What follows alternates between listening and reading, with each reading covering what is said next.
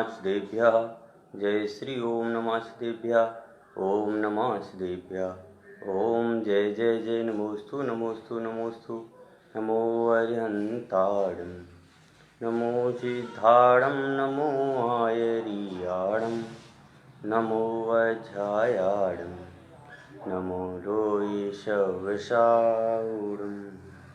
नमः समय साराय स्वानुभूत्या चकासते चित्स्वभावाय भावाय सर्वभावान्तरच्छते अनन्तधर्मणस्तत्त्वं पश्यन्ति प्रत्यगात्मनः अनेकान्ते मयि मूर्ते नित्यमेव प्रकाशितं बन्दित्वशौवसिद्धे ध्रुवं मलमणोभं गतिं पत्ते भोक्षामि समय पाहुडे मृणमो सुदिके विलीभणिदं मृणमो सुदिके विलीभणिदं मृणमो सुदिके विलीभणिदं। अपनी चर्चा समयसार ग्रंथाधिराज पर चल रही है, जिसमें कि 7 गाथाएं पूर्ण रूप से हो चुकी हैं। अपनी गाथा नंबर 8 पर चर्चा चल रही है, जिसमें परमार्थ को सिद्ध करने के लिए व्यवहार का सहारा लिया गया है। तो इस गाथा में बताया गया है कि व्यवहार के बिना परमार्थ को नहीं समझाया जा सकता, या व्यवहार के बिना निश्चय जो बात है उस निश्चय की बात को नहीं समझा सकती। इसलिए निश्चय को समझने के लिए व्यवहार की आवश्यकता होती है। तो इस परमार्थ को समझाने वाली यह जो 8वीं गाथा है, इस 8वीं गाथा की अपन चर्चा शुरू से कर रहे हैं, और इस 8वीं गाथा की ही चर्चा अपन को अभी करनी है, क्योंकि कल हमने जो है टीका की चर्चा नहीं की थी। इसलिए आज अपन को इस टीका की चर्चा करते हुए फिर प्रश्नोत्तर की भी चर्चा करनी है। सबसे पहले अपन गाथा पढ़ लेते हैं। जय जयण विसकिमण जो अणज भाषं बिना दुगाहे दुम तह व्यवहारेण बिना परमत्थु अदेशण माशक्कम अनार्य भाषा के बिना समझा सके नयनार्य को बस त्यों ही समझा सके ना व्यवहार बिन परमार्थ को। कह रहे हैं कि अनार्य भाषा के बिना जिस प्रकार अनार्य को नहीं समझाया जा सकता है, उसी प्रकार से व्यवहार के बिना परमार्थ को नहीं समझाया जा सकता है। व्यवहार को समझने के लिए व्यवहार से परमार्थ को समझाया जा सकता है, लेकिन व्यवहार को समझने के लिए व्यवहार मत बन जाइए। बात ये है, मूल बात ये है कि भैया व्यवहार की चर्चा करते करते व्यवहारी मत बन जाना हैं। बच्चे को मम पम दुद्दू और बज्जी बोल करके तुम ही मत बोलने लग जाना। केवल उसको व्यवहार की भाषा में समझाना है, केवल उसको व्यवहार का स्वरूप समझाना है कि व्यवहार है क्या। बस इस व्यवहार को समझाने के लिए यहाँ कथन किया गया है कि भाई जिस प्रकार की बच्चे को टॉफ़ी दे करके स्कूल भेजा जाता है और वो स्कूल जाता है टॉफ़ी लेकर के, लेकिन रोज़ रोज़ जब वो बड़ा हो जाता है फिर टॉफ़ी दी जाती है क्या? कहते हैं उस समय टॉफ़ी नहीं दी जाती है। उसी प्रकार से जब तक इसको अपने परमार्थ की प्राप्ति नहीं हुई है, जब तक इसको अपने लक्ष्य की प्राप्ति नहीं हुई है, जब तक इसको व्यवहार की चर्चा करनी चाहिए, व्यवहार को अपने जीवन में लाना चाहिए। नहीं तो व्यवहार को यदि पूरे जीवन में लाते रहे और निश्चय को नहीं देखा तो कुछ भी नहीं किया। जिंदगी भर आपने मम और पीपी और इन सब बातों में लगे रहे तो आप जिंदगी भर कुछ नहीं सीख पाएंगे। अपन बड़े हो जाते हैं, बड़े होने के बाद कभी बोलते हैं कि हमें पीपी पे जाना, पीपी पे बोलते हैं? कभी नहीं बोलते हैं। क्यों नहीं बोलते हैं भाई? व्यवहार को पालिए ना। फिर आप ये क्यों बोलते हैं हमें गाड़ी में जाना है, या इस गाड़ी में जाना है, या उस गाड़ी में जाना है? गाड़ी का आप नाम लेते हैं लेकिन जब आप छोटे होते हैं तब छोटी छोटी बातों में आपको समझाना पड़ता है। बेटा मम्मम पिएगा, उसको ये बोलते हैं ले बेटा वाटर पी ले, लो बेटा जल ले लो जल, हैं? अपन उसको मम्मम ही बोलते हैं। अरे व्यवहार की भाषा में अपन अपने बच्चे को बोलते हैं जाओ बेटा मम्मी को बुला के लाओ, हैं? बोलते कि नहीं बोलते? ये व्यवहार की भाषा है।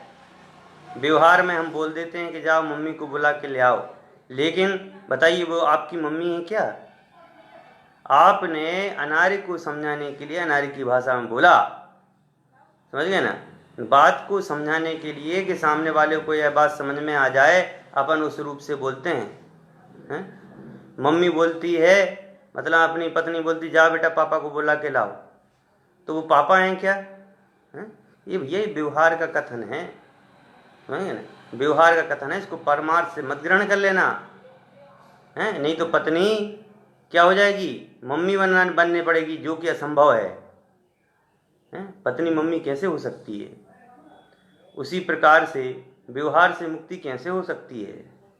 व्यवहार से मुक्ति नहीं हो सकती। व्यवहार तो केवल समझने के लिए है, मानने के लिए नहीं। व्यवहार समझने के लिए है। भगवान की अपन पूजन भक्ति करते हैं तो किस लिए करते हैं? व्यवहार से कहा जाता है, व्यवहार समझा जाता है, भैया मंदिर जाया करो, भैया पूजन किया करो, भैया अभिषेक किया करो। ये क्यों कहते हैं? इसलिए कहते हैं ताकि आप परमार्थ में आ जाएं, ताकि आप सही बात को समझने लग जाएं।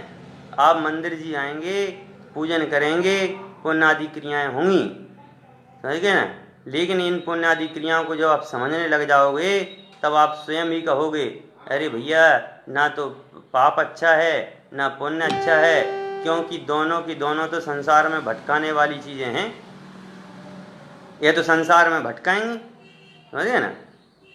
जैसे अपन पहले पढ़ चुके ना, जैसे कहूँ चंडाली जुगल पुत्र जाने तीने एक दियो बामने ने एक घरे रखो है।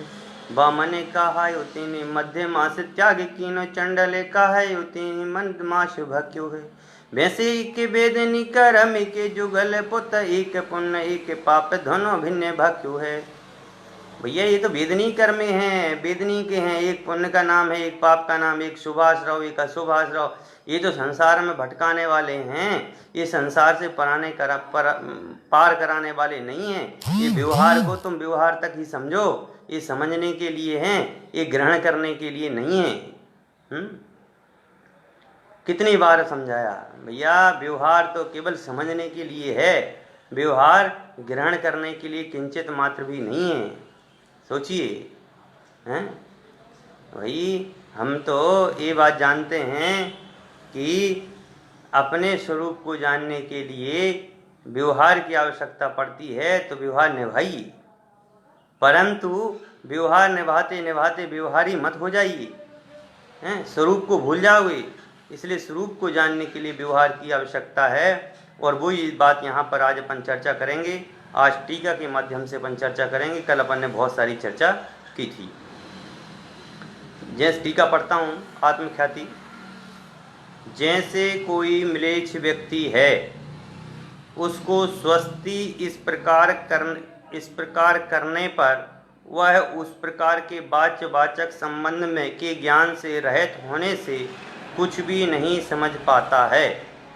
जैसे कोई म्लेच्छ व्यक्ति है, कोई अज्ञानी व्यक्ति है, और उस अज्ञानी व्यक्ति को कोई ज्ञानी ब्राह्मण, कोई पंडित आए और बोले स्वस्ति, हैं? अब उसको क्या समझ में आया? वो तो देख रहा है, उसको तो कोई चीज़ समझ में आई नहीं है, वो तो केवल उसको देख रहा है। उन्होंने कहा स्वस्ति, तो स्वस्ति कहने से वह ब्राह्मण को देख रहा है, टकटकी लगा करके देख रहा है कि ब्राह्मण ने कुछ बोला है, अभी क्या बोला है उसको समझ में नहीं आया, समझ गए ना?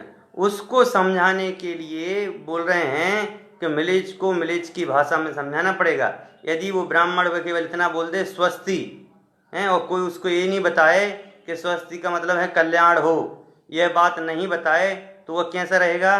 तो मेढे की तरह टकटकी लगाकर, आंख लगाकर देखता ही रह जाता है, समझ गए? और मेढे की तरह उसमें टकटकी लगा करके देखता रह जाता है कि ये कुछ बोले, ये पंडित जी ने कुछ बोला, समझ गए ना।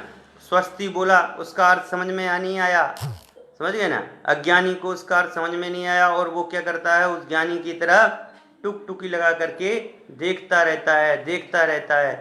किंतु जब उसकी भाषा से संबंध रखने वाले, उसी एक अर्थ का ज्ञान रखने वाला कोई अन्य व्यक्ति या वक्ता म्लेच्छ भाषा को ग्रहण कर स्वस्ति पद का अर्थ आपका विनाश ना हो, आपका कल्याण हो, इस प्रकार उसे समझाता है, तब शीघ्र ही उत्पन्न हुए अत्यधिक आनंदमय आंसुओं से उसकी आंखें भर जाती हैं।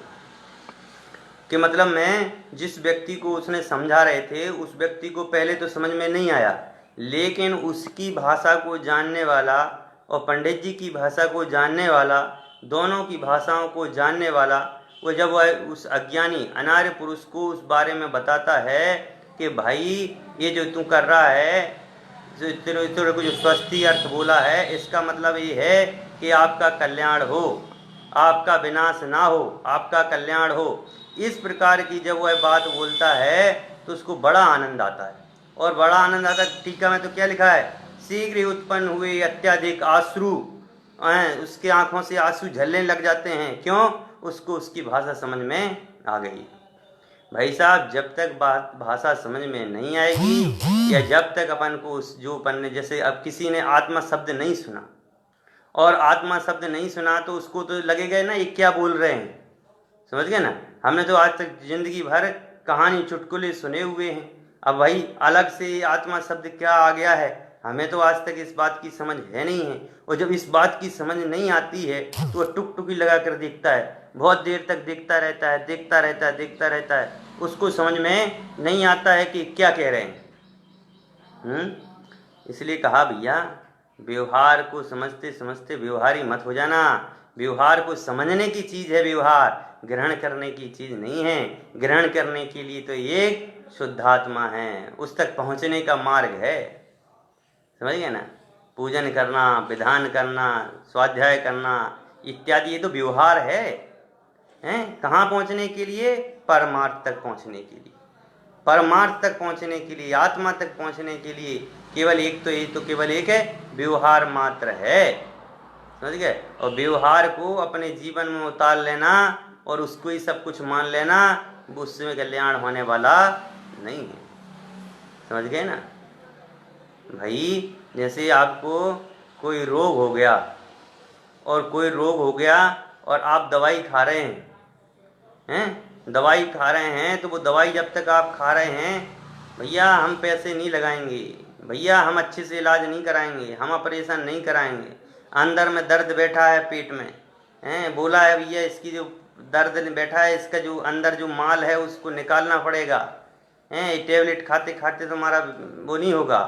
तो जब तक टेबलेट खाओ, जब तक तुम्हें समझ में नहीं आए, लेकिन जब समझ में आ जाए कि इसके अंदर में कोई प्रॉब्लम है तो उस प्रॉब्लम को हटाओ, उसकी ओर ध्यान लगाओ।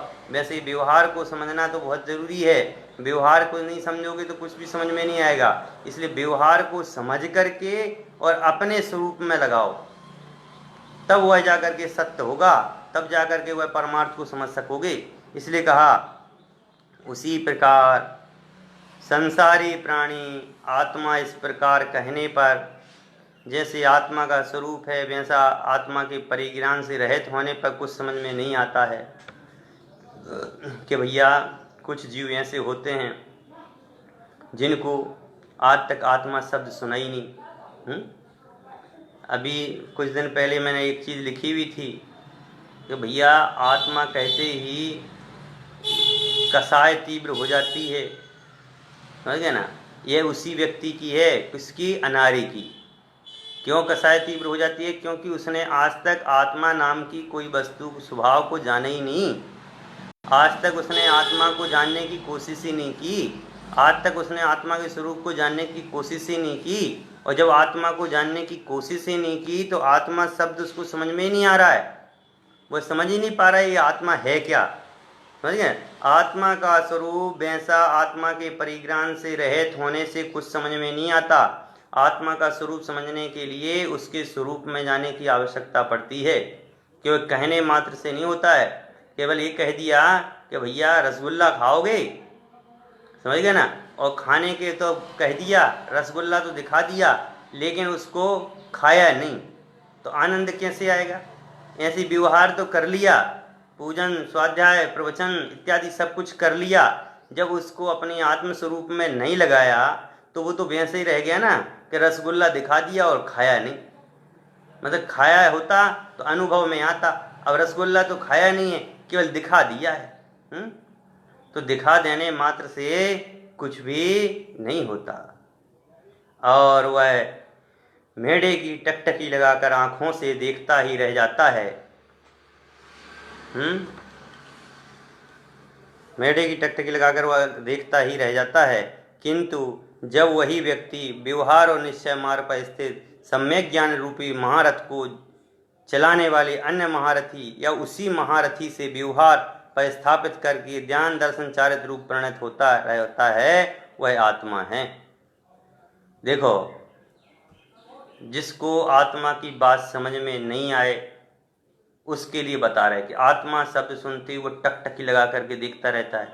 लेकिन एक यहाँ पर बात का खुलासा किया है कि आत्मा को जो जानने वाला है, या तो खुद उससे उसकी भाषा में पूछे कि भाई ये आत्मा क्या होती है, कैसी होती है, या तो खुद पूछे उस महारथ पर चढ़ करके, या दूसरे के आधार पर उसकी जानकारी ले कि भाई ज्ञानी पुरुषों ने जो आत्मा का स्वरूप बताया है वह स्वरूप कैसा है। और जब वह उसको व्यवहार पद पर स्थापित करता है तब उसको बताता है कि आत्मा में सम्यक दर्शन है, सम्यक ज्ञान है और सम्यक चारित्र है, वह आत्मा है। इस पर आत्मा शब्द का अर्थ समझाया जाता है। तब शीघ्र ही आनंद के अंतरंग में सुंदर उछलती हुई आनंद की तरंगें उत्पन्न हो जाती हैं। वह उस अर्थ को समझ भी जाता है, समझ गए ना। और जब तक उसको यह अर्थ समझ में नहीं आता वो बहुत दुखी होता है। जब उसको ये बताते हैं भैया सम्यक दर्शन, सम्यक ज्ञान और सम्यक चारित्र। सम्यक दर्शन मतलब में तत्वों के प्रति यथार्थ श्रद्धान, तत्व मतलब वस्तु मतलब स्वभाव के प्रति यथार्थ श्रद्धान जब होगा इस जीव को तो सम्यक दर्शन होगा। जब स्वभाव रूप श्रद्धान होगा और उसे उस जानने का विषय बनाएगा, समझ गया, उस आत्म स्वरूप को जानने का जो विषय बनाएगा श्रद्धान पूर्वक, तो क्या होगा, सम्यक ज्ञान होगा। और जब वह विषय को श्रद्धान और ज्ञान पूर्वक जान लेगा तब उसके जो अपने स्वरूप में प्रवृत्ति करेगा तो उसके सम्यक चारित्र होगा। इस प्रकार जब उसको व्यवहार की भाषा में समझाया जाता है तब उसको जाकर के समझ में आता है। इसलिए यहाँ पर कहा है, इसी प्रकार संसारी मिलिच के समान होने से व्यवहार नय परमार्थ का प्रतिपादक होने के कारण मिलेच्छ भाषा के समान होने से स्थापित करने योग्य है। तदुपरांत ब्राह्मण को मिलेच्छ होना योग्य नहीं है। इस वचन की तरह व्यवहार नय का अनुसरण भी करना चाहिए। कह रहे हैं कि जिस प्रकार की वहाँ उदाहरण दिया था कि उस ब्राह्मण ने उसको स्वस्ति कह दिया और स्वस्ति मात्र कहने से वह उसको टकटकी लगाकर देखता रहा, लेकिन यदि वह उसी की भाषा में भी समझा दे कि आपका कल्याण हो, तो इसका मतलब ये नहीं है कि जो मिलेच्छी है वह मिलेच्छ भी वैसे ही मिलेच्छी की तरह ही हो जाए, उसको व्यवहार समझाने जाए और वो खुद व्यवहारी हो जाए और अपने आत्म स्वरूप को भूल जाए। ऐसा नहीं होना चाहिए, समझ गया। इसमें तो इन्होंने एक पद्यानुवाद लिखा है प्रणम सागर जी ने, उनका पद्यानुवाद पढ़ता हूँ। बोलो न आंग्ले नर से यदि आंग्ल भाषा, कैसे उसे शब्दों पे मिले प्रकाशा। सत्यार्थी को न व्यवहारी बिना बताया, जाता सुबोध शिशु में गुरु से जगाया। यहाँ पर इन्होंने बताया है कि बोलो ना आंग्ल नर से यदि आंग्ल भाषा, कैसे उसे सदुपदेश मिले प्रकाशा। यदि अंग्रेजी जो है, जो अंग्रेजी नहीं जानता है या अंग्रेजी जो जानता है उससे अंग्रेजी नहीं जानता है और उसके सामने यदि अपन अंग्रेजी जानने बोलें तो उसको अंग्रेजी कैसे समझ में आएगी। लेकिन ये है तो उसको अंग्रेजी सिखाई जा सकती है, उसको अंग्रेजी सिखा करके समझिए फिर उसको बुलवाया जा सकता है। तो वैसे कह रहे हैं कि ये आत्मा की बात समझाने के लिए व्यवहार की बात करना सही है, पर व्यवहार की बात करते करते व्यवहारी ही नहीं हो जाना। क्यों? व्यवहार करते करते व्यवहारी बन जाओगे तो आप परमार्थ की बात को नहीं समझा सकोगे। अब यहाँ तात्पर्यवृत्ति टीका में आचार्य जयसेन क्या कहते हैं वो भी पढ़ लीजिए।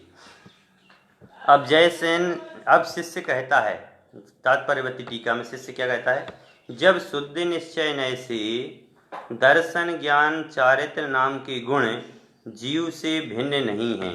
ठीक है ना, इन्हें इतनी बात समझ में आई। इन्होंने कहा, एक कोई शिष्य पूछ रहा है कि भैया जब दर्शन ज्ञान और चारित्र गुण आत्मा से भिन्न नहीं हैं, दर्शन गुण चारित्र, दर्शन ज्ञान चारित्र जो गुण हैं यह आत्मा से जब भिन्न नहीं हैं तो फिर भिन्न भिन्न क्यों कहा गया? भाई जब ये आत्मा के ही हैं, ज्ञान भी आत्मा का है, दर्शन भी आत्मा का है, चारित्र भी आत्मा का है, फिर इनको भिन्न भिन्न क्यों कहा गया? कह रहे हैं एक परमार्थ रूप अखंड आत्मा का वर्णन करना चाहिए, व्यवहार की अनभेद करने की आवश्यकता ही क्या है? इस पर आचार्य उत्तर देते हैं, समझ गए ना। इन्होंने कहा भैया जब आत्मा एक अखंड है तो एक अखंड की बात करना चाहिए, उसमें भेद क्यों कर रहे हो आप? भेद करने की क्या आवश्यकता है? भेद करने से क्या होगा? भाई भेद मत करिए, आप सीधे आत्मा की बात बताइए, एक अखंड आत्मा की बात बताइए, भेद क्यों कर रहे हैं? तो टीका में क्या करते हैं वो, जैसे कि अनार्य पुरुष को अनार्य भाषा या म्लेच्छ भाषा में बोले बिना अर्थ ग्रहण नहीं कराया जा सकता है। समझ में आई? वही वाली बात आ गई ना यहाँ कि अनार्य को अनार्य की भाषा में समझाए बिना उसको अर्थ ग्रहण नहीं कराया जा सकता।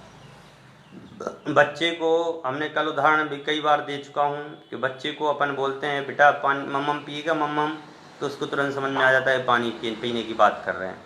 बेटा पीपी पे चलेगा, पीपी पे, वो तुरंत समझ जाता है गाड़ी पे जाना है, समझ गए ना। लेकिन उसको बोलना क्या पड़ेगा अपन को, पीपी। बेटा दूध पिएगा, दूध, दूध का मतलब क्या है कि बेटा दूध पिएगा।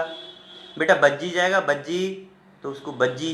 अब इसका मतलब ये थोड़ी है कि अब आप अपनी पत्नी से बोलें, समझ गए, या अपनी ससुराल जाएं अपनी सासू से बोलें कि मम्मी मम्मम। अब बोलिए आप, इसमें तो बड़ी कॉमेडी हो जाएगी, हैं? आपका ये व्यवहार सब खत्म हो जाएगा, कहेंगे देखो ये कितने पागल हैं, आज भी बच्चों की तरह बोलते हैं, कहेंगे सासू जी पीपी में चलें, पीपी में। अब बोलिए आप, हैं? अरे भैया व्यवहार को समझना है, व्यवहारी बनना नहीं है। समझ में आई? अनार्य को समझाने के लिए उसकी भाषा में बोलना है, लेकिन उसके जैसे हो नहीं आना है। एक बात ध्यान में रखना भाई, जिसको आत्मा की बात समझ में नहीं आती है उसको लिए व्यवहार की चर्चा तो करना, उसको लालच देना, टॉफी देना, बच्चे की तरह। जैसे बच्चों को स्कूल भेजते हैं, बोलते हैं बेटा टॉफी देंगे, टॉफी। अब स्कूल जाओ टॉफी देंगे, और स्कूल से आओगे ना तो टॉफी मिलेगी, टॉफी। ऐसे ही कहते हैं भैया तेरे को बहुत लक्ष्मी मिलेगी, बहुत रुपया मिलेगा, बहुत पैसा मिलेगा यदि तू रोज भर जाएगा, समझ। और स्वाध्याय में बैठेगा तब तो तेरे सब भर जाएगा, तेरे खजाने। ये तो सब लालच है, व्यवहार है, व्यवहार की अनार्य को अनार्य की भाषा में समझाया जा रहा है, समझ गए ना। लेकिन परमार्थ से क्या कहा, परमार्थ से व्यवहारी मत हो जाना, क्योंकि तेरा लक्षण जो है परमार्थ को ग्रहण करने का है, व्यवहार को ग्रहण करने का नहीं है। भाई व्यवहार को मत ग्रहण कर। इसलिए कहा जैसे अनार्य पुरुष को अणज्य भाषा बना गाहे दुमड़ा विशक्ति, कि भाई उसको उसकी भाषा के बिना नहीं समझाया जा सकता है। तह व्यवहारेण बिना, उसी प्रकार व्यवहार के बिना परमत्व देशण मा सक्कम, परमार्थ का उपदेश नहीं दिया जा सकता। कह रहे यहाँ अभिप्राय है कि कोई ब्राह्मण अथवा यदि म्लेच्छों की बस्ती में चला गया, वहाँ की म्लेच्छ ने जब उन्हें नमस्कार किया, तब उस ब्राह्मण या यति ने उसे स्वस्ति करके आशीर्वाद दिया, तो स्वस्ति का अर्थ जो नष्ट नहीं होना है, मतलब में आपका कल्याण हो, आपका कभी विनाश नहीं होगा, आपका कल्याण हो, ये बात को समझाना है। उसको नहीं जानने के कारण वह इधर उधर मेंढे की तरह देखता रहता है, ये क्या कह रहे हैं। उसी प्रकार अज्ञानी व्यवहार प्राणी, व्यवहार प्राणी मतलब में जो संसार में रह रहा है, जिसको व्यवहार ही समझ में आता है, आत्मा की बात समझ में ही नहीं आती है, समझो, उसके लिए समझाने की कोशिश करे। इस प्रकार का आत्मा का शब्द का क्या अर्थ है, इसको न जानता हुआ भ्रम में पड़कर इधर उधर देखने लग जाता है कि क्या कह रहे हैं। किंतु जब निश्चय और व्यवहार दोनों के अर्थों को जानने वाले पुरुष से सम्यक दर्शन ज्ञान चारित्र जीव का अर्थ है ऐसा समझाया जाता तो वह संतुष्ट हो जाता है। भाई जिसको व्यवहार की भाषा ही समझ में आती है, समझ गए ना, और व्यवहार को ही अपना मान बैठा है, उसका संसार भी बहुत बाकी है। लेकिन व्यवहार को समझ करके परमार्थ को जिन्होंने अपनाया है, व्यवहार को समझ करके निश्चय को जिन्होंने अपनाया है, या निश्चय के मार्ग को जिन्होंने अपनाया है, और जो निश्चय के मार्ग पर बढ़ने वाले हैं, ऐसे जीवों के लिए कह रहे हैं भैया कि तुम्हारा कल्याण होगा। क्यों? तुम अनार्य थे ना, अब तुम्हें हमने बात को समझा दिया ना कि भाई यह आत्मा जो है, आत्मा के 3 गुण कहे हैं, एक का नाम सम्यक दर्शन है, दूसरे का नाम सम्यक ज्ञान है, और तीसरे का नाम सम्यक चारित्र है। तो सम्यक दर्शन, सम्यक ज्ञान और सम्यक चारित्र ये आत्मा के ही हैं, ये तो भेद से कहे गए हैं, और निश्चय से तो आत्मा एक अखंड अविनाशी तत्व है। तो जब उसको भेद करके बात बताते हैं तो उस समय यही तो बता रहे हैं, बार बार यही कह रहे हैं कि भैया भेद बताते समय उसको भेद ही बताना, समझ गए, उस रूप नहीं हो जाना। अंग्रेजी सिखाते सिखाते तुम अंग्रेज मत बन जाना, हैं, नहीं तो अपनी संस्कृति को भूल जाओगे। हैं, कल एक उदाहरण दिया था ना कि पंडित जी भोजन के लिए गए, पंडित जी किसी के यहाँ, और उसने अपनी पत्नी से बोला कि पंडित जी के लिए भोजन तैयार हो गया? कहले हाँ, चौका लग गया है, सब कुछ हो गया है, सब तैयार हो गया, बस पंडित जी की चटनी बांटना है। अब बताइए आप, ये व्यवहार की भाषा है, यदि परमार्थ की निश्चय की भाषा यदि हम समझें तो पंडित जी का क्या होगा? पंडित जी की चटनी बटेगी कि नहीं बटेगी? हैं? लेकिन वो माँ क्या कह रही है, वो पत्नी क्या कह रही है कि मैं चटनी बांट रही हूँ, किसके लिए? पंडित जी के लिए। लेकिन व्यवहार की भाषा में क्या कह देते हैं कि पंडित जी की चटनी बांट रहे, समझ गए ना। तो यही बात है, कल मैंने लड्डू का उदाहरण दिया था आपको, हैं, कि कोई बच्चा के लिए कोई माँ बोलती है कि बेटा मेरी बच्ची अभी स्कूल गई है, स्कूल से आएगी, ये तो उस बेटी का लड्डू है। अब बताइए, बेटी का लड्डू होता है? अरे मामा का लड्डू है। मामा का लड्डू होता है क्या? अरे भाई, ये व्यवहार को समझने की आवश्यकता है। परमार्थ को देखिए, परमार्थ में तो वह बेसन का लड्डू ही है।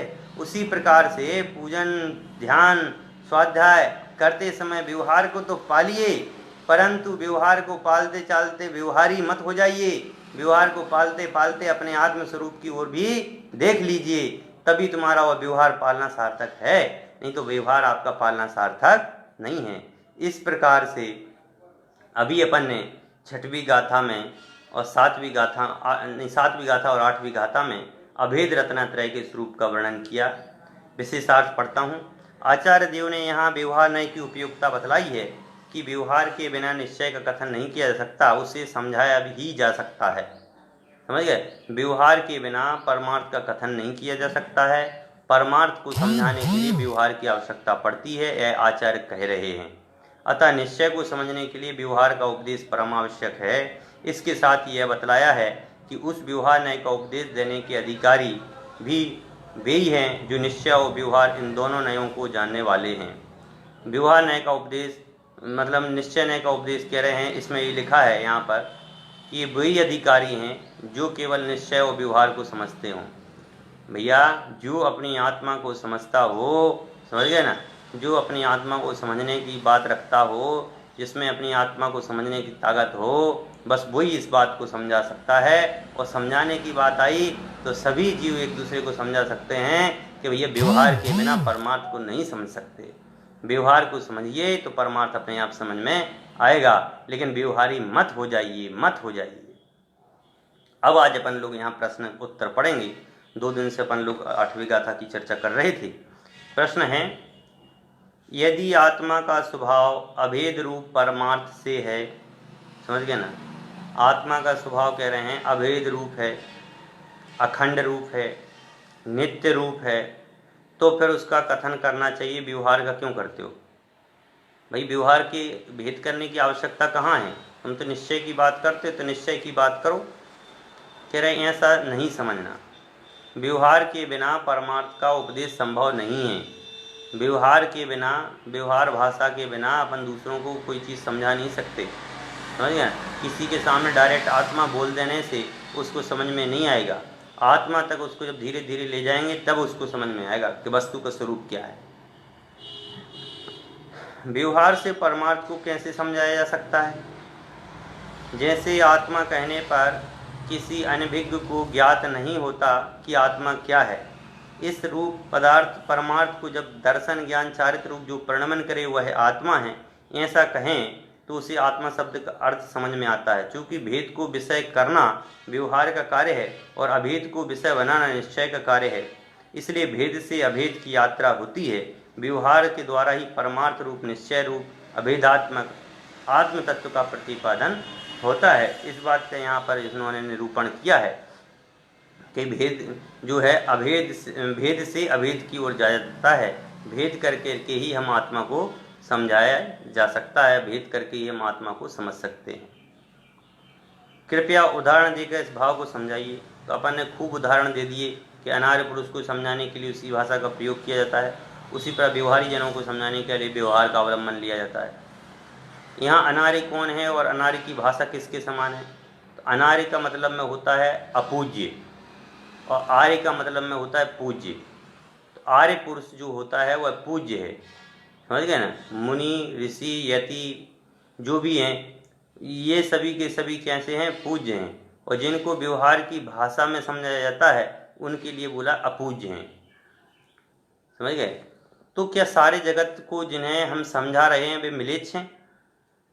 और जो फिर से समझिए, कह रहे हैं तो क्या सारे जगत को जिन्हें हम समझा रहे हैं वे मिलेच्छ हैं? वे अज्ञानी हैं क्या?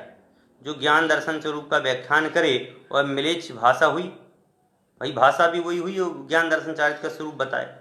हाँ, जो जीव इस उपदेश को सुन रहे हैं वे सभी मिलेच्छ हैं।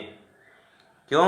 उनको अभी तक आत्मा की बात समझ में नहीं आई है, इसलिए वे सभी कैसे हैं? अभी मिलेच्छ हैं। जिन्हें सम्यक दर्शन, सम्यक ज्ञान और सम्यक चारित्र का पृथक पृथक वर्णन किया सब मिलेच्छों की भाषा है। दर्शन पाहुड़, चारित्र पाहुड़, तत्पासुदीन की टीकाएं, प्रथमानुयोग आदि सभी अनुयोग के ग्रंथ मिलेच्छ भाषा स्थानीय हैं। इनके लिए कहा ये सब मिलेच्छों के लिए हैं, समझ गए ना। जिनको आत्मा की बात समझ में नहीं आती है उनके लिए, सबके लिए बताए है कि उनको व्यवहार की भाषा समझाने के लिए बता रहे हैं कि जितने भी टीका, ग्रंथ, पूजन, स्वाध्याय इत्यादि जो है ये व्यवहार के लिए हैं, ये मिलेच्छों के लिए हैं। मिलेच्छ का मतलब में होता है अज्ञानी। तो अज्ञानी कब तक है? जब तक उसने अपने स्वरूप को नहीं जाना है, समझ गए। और जब उसने अपने स्वरूप को जान लिया तो वो ज्ञानी हो जाता है। इसलिए उन सभी को मिलेच्छ कहा है। अब यहाँ पर कोई उल्टा ग्रहण नहीं करे, क्योंकि कई बार क्या होता है कि उल्टा ग्रहण कर लेते हैं, समझ गए। अरे मेरे को मिलेच्छ बोल दिया। अरे मिलेच्छ मतलब में अज्ञानी हो, अभी तुम्हें आत्मा की बात समझ में नहीं आई है, अभी तुम्हारा इतना चिंतन, इतना स्वाध्याय नहीं है कि तुम्हारा आत्मा की बात तुम्हें समझ में आने लग जाए। इसलिए तुम्हें आत्मा की बात समझ में नहीं आई है, इसलिए तुम अज्ञानी हो, इसलिए तुम्हें मिलेच्छ भाषा का प्रयोग किया, चाहे कुंद कुंद ने। तो क्या मात्र समयसार ही आर्य भाषा स्थानीय ग्रंथ है? प्रश्न कह रहे हैं। तो क्या केवल समयसार जो ग्रंथ है वही है केवल बस आर्यों के लिए? नहीं, इस दृष्टि से पूरा समयसार परमार्थ का प्रतिपादन व्यवहार का आश्रय लेकर ही कर रहा है। कह रहे हैं इस समयसार ग्रंथ में पूरे में व्यवहार को आश्रय लेकर के ही इसका परमार्थ का प्रतिपादन किया जा रहा है। एक आप क्या कह रहे हैं? इससे तो मिलेच्छ भाषा में समझाने वाले भी उस समय मिलेच्छ स्थानीय होंगे। कह रहे हैं कि जिस भाषा में इन्होंने हमें समझाने की कोशिश की है तो इसका मतलब है ये है कि वो भी मिलेच्छ होंगे। हाँ, जो अज्ञानी जिनों को समझाने के लिए उपदेश दे रहे हैं या दे रहे थे या ग्रंथ लिख रहे थे, सब मिलेच्छ स्थानीय व्यवहार नय में हैं, सब मिलेच्छ हैं। भाई जो भी समझा रहे हैं, हम व्यवहार की बात आपको समझा रहे हैं या व्यवहार के स्वरूप को आपको समझा रहे हैं तो हम भी मिलेच्छ हैं। जो ज्ञानी जनों ने हमें समझाया तो वो भी मिलेच्छ हैं, समझिए। तो फिर व्यवहार की स्थापना करना चाहिए ना, या नहीं? कह रहे हैं तो क्या व्यवहार को माने कि नहीं माने? अवश्य करना चाहिए, अन्यथा परमार्थ का व्याख्यान कैसे करोगे? भाई व्यवहार को नहीं समझोगे तो परमार्थ की बात कैसे करोगे। परमार्थ का प्रतिपादक पना होने से व्यवहार नए मुख्य करने योग्य है, उपदेश देने योग्य है, स्थापना करने योग्य है, लेकिन उसको विषय बनाने योग्य नहीं है। समझ गए ना कि भाई व्यवहार तो हर रूप में आवश्यक है, लेकिन व्यवहार का मतलब ये नहीं है कि अब तुम उसको अपने जीवन में उतार लो, बस व्यवहार ही करते रह जाओ, परमार्थ को भूल जाओ। समझ गए ना भाई, जो भी है उसको तो अपन को करना ही है, लेकिन परमार्थ का भी ध्यान रखना है। भाई भोजन करना है ये तो व्यवहार की बात है। देखो दो चीज़ें अब मेरे को ध्यान में आई तो दो चीज़ें मैं बोल ही देता हूँ। देखो हमारा जो भोजन करना है वह व्यवहार का कार्य है, हमारा भोजन करना जो है वह व्यवहार का कार्य है, और मुनिजनों का आहार ग्रहण करना, समझ गए ना, यह परमार्थ का कार्य है। अब आप यहाँ से कहेंगे कैसे कैसे भाई, वही भोजन हमने ग्रहण किया, वही हमारी रसोई में बना था, और जिस समय उन्होंने खाया उसके थोड़ी देर बाद ही तो हमने खाया, फिर यहाँ से कैसे हो गया। अरे भैया तुम व्यवहार का कथन करने वाले तुम अज्ञानी मिलेच हैं, तुम व्यवहारी हो, और वो आत्मा का स्वरूप जानने वाले मुनि यति वो परमार्थ का प्रतिपादक करने वाले हैं। इसलिए भैया तुम्हारे में और उनमें बहुत अंतर है। वो आत्म स्वरूप को जानने के लिए भोजन करते हैं और हम संसार को बढ़ाने के लिए भोजन करते हैं। हम व्यवहार की बात करते हैं, वो निश्चय की बात करते हैं। वो आत्मा को जानते हैं, हम शरीर को जानते हैं। वो आत्मा के स्वरूप को जानते हैं, हम शरीर के स्वरूप को जानते हैं। हम शरीर की पुष्टि में पूरा दिन निकाल देते हैं और वो आत्मा की पुष्टि में पूरा दिन निकालते हैं। इसलिए व्यवहार और परमात्मा को समझा जा सकता है। फिर प्रश्न किया, फिर मिलेच्छ से विपरीत ब्राह्मण कौन हुआ। भाई जो मिलेच्छ है, मिलेच्छ से विपरीत ब्राह्मण कौन हुआ, क्योंकि ब्राह्मण नहीं तो उसको मिलेच्छ भाषा में समझाया था। कह रहे हैं जो ब्रह्मा में रमण करे उसे ब्राह्मण कहते हैं। समझ गए ना, उसने स्वस्ति शब्द का अर्थ उसने कहा था कि आपका नाश नहीं हो था, आपका कल्याण हो। जो ये बात कही थी ये उस ब्राह्मण ने कही थी जो अपनी आत्मा के स्वरूप को जानता है। समझ गए, जो ब्रह्म में रमण करे उसका नाम है ब्राह्मण। उस ब्रह्मा में रमण करने वाला कौन है। कश्चित ब्राह्मणो यतिर्वाह, ये टीका में आया है, तात्पर्य टीका में कि कश्चित ब्राह्मणो यतिर्वाह, अतः ब्राह्मण कहो या यति कहो एक ही बात है, वह आर्य स्थानीय है, वह आर्य है। अभी आपने समय सार आदि ग्रंथ लिखने वाली यतियों को भी मिलेच्छ स्थानीय कहा था, अब उन्हें आर्य स्थानीय कह रहे हो, यह विरोधाभास कैसा। अभी तो आपने कहा था कि भाई जो समझा रहा है वो भी मिलेच्छ है, जो समझ रहा है वो भी मिलेच्छ है। अब ये विरोधाभास कैसे, अभी आपने कुछ और कहा था, अब आप कुछ और कह रहे हैं कि नहीं विरोधाभास, कोई विरोधाभास नहीं है। जब यति शुद्धात्म तत्व में अभेद अखंड एक आत्मा का अनुभव करता है तब उसको कहते हैं आर्य, और अभेदात्मक निश्चय से अपनी आत्मा के विषय बना शुद्धात्मा की अनुभूति कर रहा है, उस समय अभेद रत्नात्रय से परम ब्रह्म आत्मा को स्वरूप में लीन वह यति ब्राह्मण है। और ऐसा यति अप्रमत्त आदि गुणस्थानवर्ती ध्यान निमग्न होता है। कह रहे हैं वह जो है यति जो है सातवें गुणस्थान से ऊपर वाला ही होता है, जो निरंतर रूप से अपनी आत्मा में लीन रहता है। जब वह यति उस ध्यान को छोड़कर व्यवहार दशा को प्राप्त होकर समिति व्रत स्वाध्याय उपदेश लेखन कार्य में प्रवर्तित होता है तो वह मिलेच्छ स्थानीय है। ऐसा समझने में कोई विरोधाभास नहीं है। मतलब में जब वह आत्मा को जानता है उस समय तो आर्य है, और जब वह अन्य कार्य करने लग जाता है, समिति गुप्त इत्यादि का पालन करना लग जाता है, उसको उस समय मिलेच्छ कहा है। इसमें कोई विरोधाभास नहीं है। जैसे ये नए का विषय है, जैसे जब हम भोजन पकाते हैं तो हम कौन हैं, जब हम खाना पकाते हैं उस समय कौन है, रसोइये हैं। समझ गए। और जब हम प्रवचन करते हैं उस समय कौन है, पंडित जी हैं। जब हम कॉलेज में पढ़ाते हैं उस समय कौन है, प्रोफेसर हैं। जब हम कुछ और कार्य करते हैं उस समय कौन है। तो जिस समय जो व्यक्ति जो कार्य करता है उस हिसाब से उस नए का प्रयोग किया जाता है। तो यहाँ पर जो है अपन जब व्यवहार की बात कर रहे होंगे तो व्यवहार नए, और जब अभेद अखंड एक आत्मा को जान रहे होंगे उस समय निश्चय नए। तो इसमें कोई विरोधाभास की बात नहीं है। प्रश्न है, यदि समय तो नहीं हो गया, समय तो वैसे हो गया है पर थोड़ा सा पढ़ लेता हूँ मैं। यहाँ तो अमृतचंद्राचार्य ने तो कहा है कि व्यवहार नयो नानुर सत्यरयु, अतः व्यवहार नय का अनुसरण नहीं करना चाहिए। भाई यहाँ तो आचार्य अमृतचंद्र देव कह रहे हैं कि व्यवहार न्याय का अपन को वो नहीं करना चाहिए, अनुसरण नहीं करना चाहिए। आपने अभिप्राय नहीं समझा। क्या लिख रहे उत्तर में? आपने अभिप्राय नहीं समझा कि अपेक्षा से कहा और किसको कहा है। अपेक्षा से कहा है और किसको कहा है, इससे ठीक पहले पढ़ो और पूरा वाक्य समझो। ब्राह्मणो न मिलेच्छितव्य इति वचनात् व्यवहारनयो नानुत्सर्तव्यम व्ययः। यह वाक्य है कि ब्राह्मण को म्लेच्छ नहीं होना चाहिए। ऐसी लोक में कहावत है, ब्राह्मण को म्लेच्छ नहीं होना चाहिए, उसको समझा दो लेकिन उसके जैसे मत बन जाओ। मूर्ख को मूर्ख की भाषा में समझाने के लिए मूर्ख बनना है क्या है? अरे मूर्ख को मूर्ख की भाषा में समझाइए परंतु मूर्ख मत बन जाइए। अज्ञानी को अज्ञानी की भाषा में समझाइए परंतु अज्ञानी मत बन जाइए। बोलिए। बच्चे को बच्चे की भाषा में समझाइए पर बच्चा मत बन जाइए।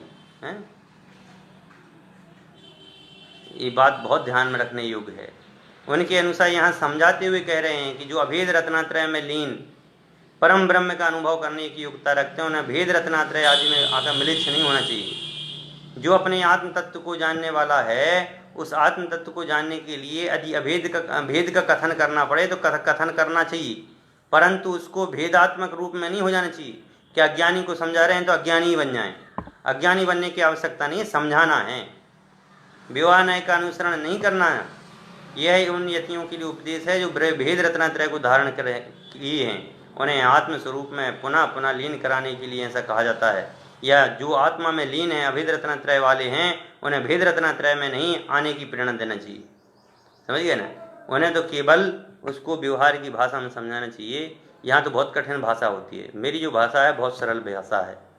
मेरे भाषा ये है कि मैं ये कहता हूँ कि भाई जो भेद का कथन कर रहा है उस भेद के कथन करने वाले को अभेद की बात बताना चाहिए। समझ गए? जो आत्मा के स्वरूप को नहीं जान रहा है, जो केवल व्यवहार को अपने जीवन में मान रखा है, उस व्यवहार को जीवन में मानने वाले को उसको रत्नात्रय का मार्ग बताना चाहिए। क्यों? यहाँ आचार्य कुंद स्वामी कह रहे हैं, अमृतचंद्राचार्य स्पष्ट शब्दों में कह रहे हैं कि व्यवहार को व्यवहार की भाषा में समझाने के लिए व्यवहारी मत बन जाइए। जो अपने आत्म स्वरूप में लीन हैं, अब बताइए आचार्य मतलब तीर्थंकर भगवंतों ने हमें दिव्य ध्वनि का उपदेश दिया तो क्या हमें जो त्रियंचों को उपदेश दिया तो क्या त्रियंच बन गए हैं? मनुष्यों को उपदेश दिया तो क्या मनुष्य रूप में परिणत हो गए, अज्ञानी हो गए? नहीं, व्यवहार को व्यवहार की भाषा में समझाने के लिए उन्हें दिव्य ध्वनि की और दिव्य ध्वनि में अपनी अपनी भाषा में सबने समझ लिया।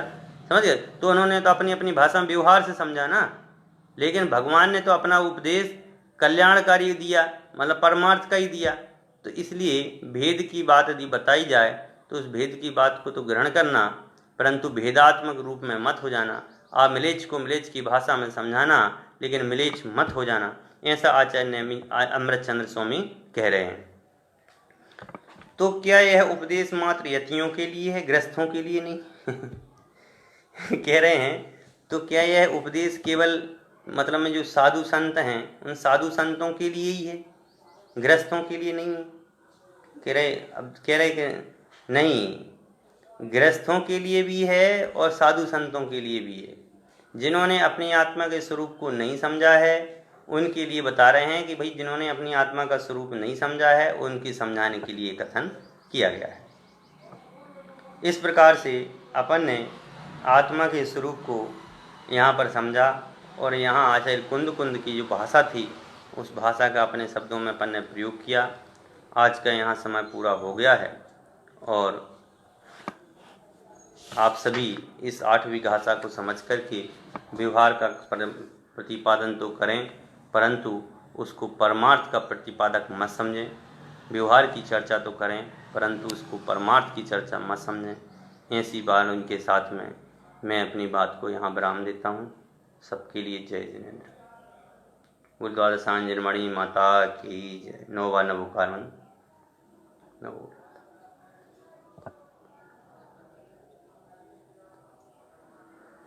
वो बोलता मैं वो सीता मैं वो या मैं वो जय मैं वो सब समझ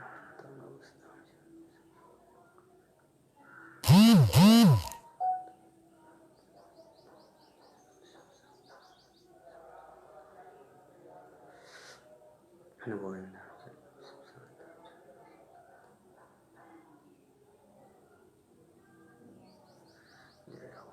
बोल द्वादशांग निर्माणी माता की जय, समस्त पितरागी संतों की, बोल जैन धर्म की।